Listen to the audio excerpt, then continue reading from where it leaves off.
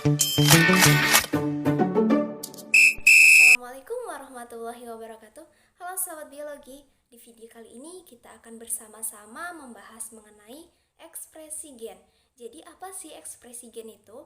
Nah, ekspresi gen itu merupakan penerjemahan dari kode-kode genetik, di mana ekspresi gen ini terdiri dari dua tahapan. Tahapan pertama yaitu tahap transkripsi, sedangkan tahap kedua yaitu tahap translasi.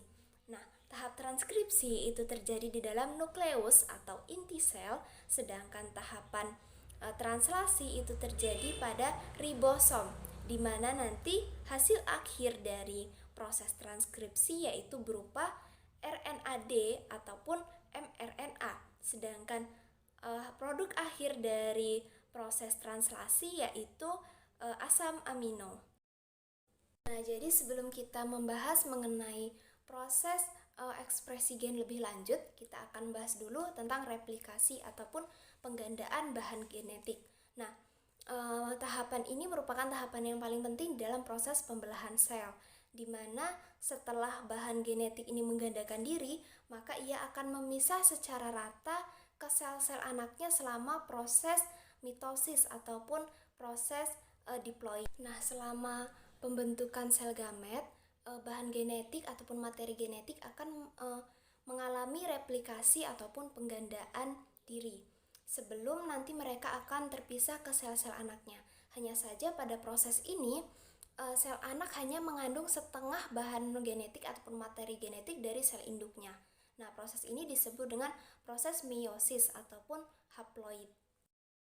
Replikasi DNA ataupun penggandaan DNA ini dalam siklus hidupnya terdiri dari 4 tahapan. Tahap pertama yaitu tahap pertumbuhan awal, tahap kedua yaitu tahapan replikasi kromosom atau DNA, tahap ketiga yaitu tahap pertumbuhan sel, dan yang keempat yaitu tahap pembelahan. Nah, model dari replikasi DNA sendiri ada 3, yaitu model konservatif, diversif, dan yang terakhir model semi konservatif, di mana dari ketiga model ini model yang paling banyak digunakan yaitu model semi konservatif. Nah, yang selanjutnya mekanisme replikasi DNA. Jadi replikasi DNA itu terdiri dari 2 tahap. Yang pertama tahap inisiasi, di mana replikasi diawali atau dimulai pada saat protein spesifik mengenali dan berikatan pada suatu tempat khusus di dalam kromosom atau yang disebut dengan sumber replikasi. Nah, selanjutnya setelah tahapan inisiasi, maka tahap yang kedua adalah tahap pengolahan, di mana replikasi itu akan berjalan pada struktur yang disebut dengan garpu replikasi, dimulai dari arah 5 aksen ke arah 3 aksen, dan terjadi proses yang disebut dengan elongasi ataupun pemanjangan secara kontinu. Selanjutnya akan ada proses sintesis untai tertinggal, dan kemudian molekul lain dari DNA polimerase ini juga akan mensintesis untai yang mengikuti dan juga tertinggal pada garpu replikasi. Nah, sekarang kita akan membahas mengenai mekanisme ekspresi gen. Seperti yang sudah dijelaskan sebelumnya bahwa ekspresi gen itu terdiri dari 2 tahapan. Tahapan pertama yaitu tahap transkripsi dan tahap kedua yaitu tahap translasi, di mana tahap transkripsi ini terjadi di inti sel ataupun nukleus. Sedangkan pada organisme eukariotik seperti tumbuhan dan juga hewan, proses transkripsi ini terjadinya di sitoplasma. Baik, langsung saja kita bahas mengenai tahapan transkripsi. Jadi, transkripsi itu merupakan tahapan awal dari ekspresi gen, di mana transkripsi ini nantinya akan mencetak rantai DNA berpilin dengan bantuan RNA polimerase. Nah, enzim yang digunakan ini harus disesuaikan dengan produk hasil akhir yang diinginkan. Karena produk akhir dari transkripsi adalah RNAD dan juga mRNA, maka enzim yang digunakan yaitu RNA polimerase. Adapun tahapan inti dari proses transkripsi itu ada 3. Yang pertama inisiasi, lalu ada elongasi, dan juga ada terminasi. Di mana tahapan inisiasi merupakan tahapan awal dari proses transkripsi. Sedangkan yang kedua yaitu tahapan elongasi itu merupakan proses pemanjangan dengan bantuan RNA polimerase. Nah, lalu tahapan yang ketiga yaitu tahapan terminasi, di mana proses ini merupakan proses pemberhentian yang akan memberikan sinyal untuk merangsang munculnya codon stop atau codon AAU AAA.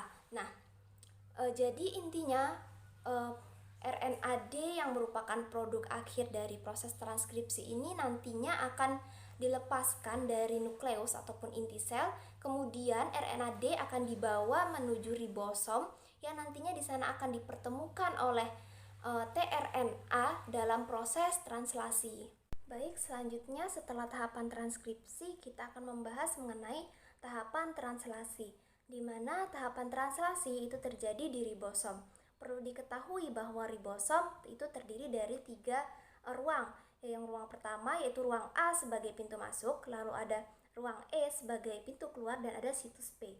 Nah, ribosom sendiri terdapat 2 subunit, yaitu subunit ribosom besar dan subunit ribosom kecil, di mana nantinya RNAD yang sudah dilepaskan dari nukleus itu akan dibawa masuk ke ribosom di antara ribosom subunit besar dan ribosom subunit kecil. Nah, nanti setelah RNAD berada di ribosom, kemudian ribosom akan mengeluarkan senyawa untuk menarik tRNA.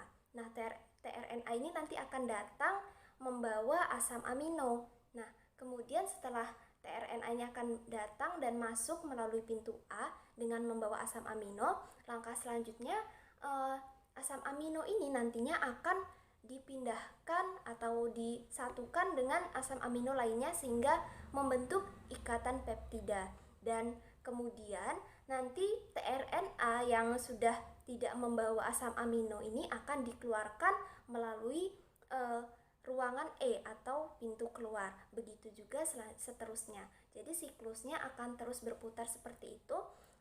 Jadi kan produk akhir dari translasi ini kan adalah asam amino, sehingga tRNA yang sudah tidak lagi membawa asam amino ini akan dikeluarkan untuk membawa asam amino yang baru lagi, begitupun seterusnya. Baik, mungkin hanya itu yang dapat saya sampaikan. Semoga bisa bermanfaat untuk teman-teman semua. Saya akhiri. Wassalamualaikum warahmatullahi wabarakatuh.